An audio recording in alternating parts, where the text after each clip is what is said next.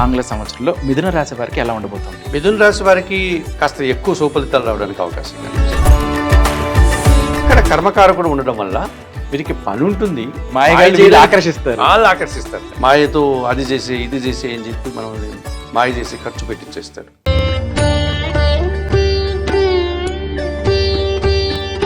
గురుగారు, 2026 ఆంగ్ల సంవత్సరంలో మిథున రాశి వారికి ఎలా ఉండబోతుంది?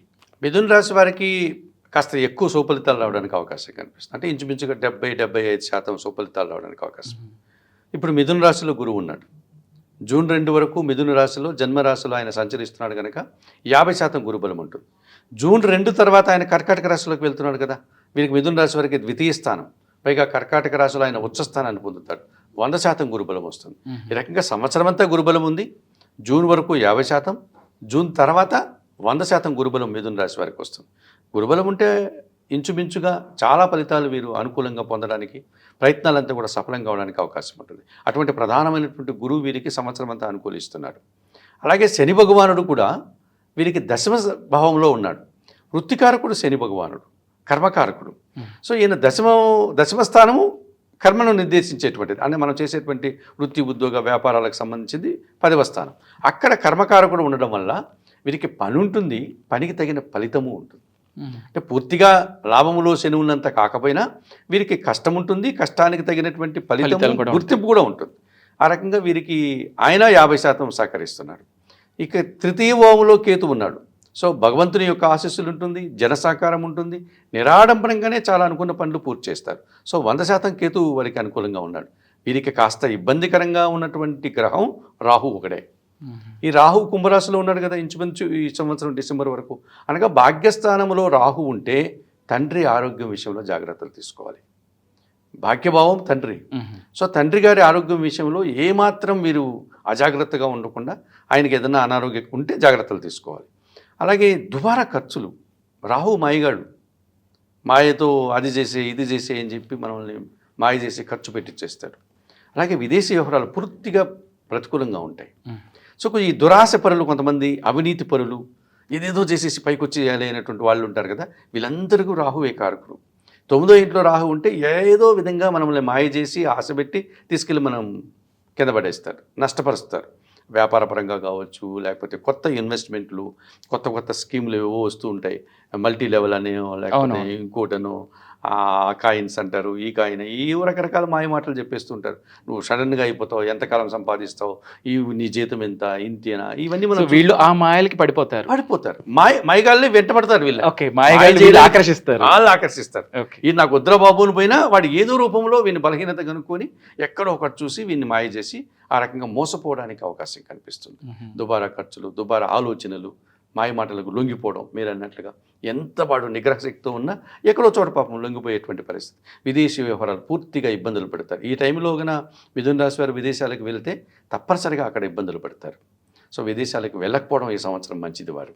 అలాగే తండ్రి గారి ఆరోగ్య విషయంలో జాగ్రత్తలు తీసుకోవాలి. ఈ మాయ మాటలు చెప్పే మోసగాండ్ర విషయంలో జాగ్రత్తగా ఉండాలి. అలాగే అత్యాశతో కూడిన వ్యాపారాలు ఏవైతే ఉన్నాయో, చట్టానికి వ్యతిరేకంగా ఉన్నటువంటి గ్యాంబ్లింగ్ ఇలాంటివన్నీ జోలికి వెళ్లకుండా కష్టాన్ని నమ్ముకొని ఉంటే 75% కాదు 80% సుఫలితాన్ని మిథున రాశి వారు తెచ్చుకోవడానికి అవకాశం ఉంటుంది. ఎందుకంటే వారికి ప్రధానంగా కర్మకారకుడు శని దశమిలో ఉన్నాడు. వారు ఖాళీగా ఉండరు, పని వస్తూనే ఉంటుంది. ఆ పని చేసే కొద్దీ తప్పనిసరిగా ఆ పనికి తగిన గుర్తింపు, ఫలితం అందుకుంటారు. ఇక గురువు వీరికి సంవత్సరం అంతా అనుకూలంగా ఉన్నాడు. జూన్ 2 వరకు జన్మరాశిలో ఉన్నాడు. జూన్ 2 తర్వాత ద్వితీయ భావంలో 100% ఉన్నారు కనుక అది బాగానే ఉంది. ఇక ఆధ్యాత్మిక పరంగా ఏమైనా వీరు తీర్థయాత్రలు చేయాలనుకున్నా, పూజాది కార్యక్రమాలు, హోమాలు చేసుకోవాలనుకున్నా, లేకపోతే ఇంకేదన్నా పెద్దలకు సంబంధించినటువంటి ఏదన్నా మరణించినటువంటి పితృదేవతల కార్యక్రమాలు చేయాలన్నా, వారణాసి లాంటి చోటుకు, లేకపోతే రామేశ్వరం లాంటి చోటుకు, గయా ప్రయాగకు వెళ్ళాలనుకున్నా ఈ కార్యక్రమాలన్నీ చేసుకోవడానికి బాగుంటుంది. అలాగే వీరు చేసే వ్యాపారాల్లో కూడా కొంతమంది మీరు ఈ వ్యాపారాన్ని ఇలా కాదండి, ఇంకో రకంగా దాన్ని చేయని చెప్పి ఆడంబరాలకు పోయి విపరీతంగా డబ్బులు ఖర్చు అటువంటిదన్నీ ఇప్పుడు ఈ కేతువు చేయనివ్వడు. అవసరం లేదండి, మీరు బాగా కష్టపడుతున్నారు, మీరు మీ కష్టాన్ని నమ్ముకోండి, మీరు తయారు చేసే వస్తువులు లేకపోతే పండించే వస్తువులు చక్కగా ఉన్నాయి, అవి చాలు, అదే మీకు గుడ్ విల్ అండి, మీ వ్యాపారానికి అదే పెద్ద ప్రచారము అని నిరాడంబరత, కష్టము, నిరాడంబరత, నిజాయితీగా బతికేటువంటి విధానం కేతువు అందిస్తుంటారు. ఇక జూన్ 2 తర్వాత ద్వితీయ స్థానంలోనికి గురువు వస్తున్నాడు కనుక వీరు కూడా ఆర్థికంగా బలాన్ని పుంజుకుంటారు. వీరి మాటకు విలువ పెరుగుతుంది. ఎవరైనా రాజకీయ నాయకులు ఉంటే తప్పనిసరిగా వీరికి మంత్రి పదవులు వచ్చే అవకాశం ఉంటుంది. సో విద్యా సంబంధమైనటువంటి విషయాల్లో ఒక లెక్చరర్ ఉన్నాడు అనుకోండి, ఆయన ప్రిన్సిపల్ అయిపోవచ్చు, ప్రమోషన్స్ రావచ్చు.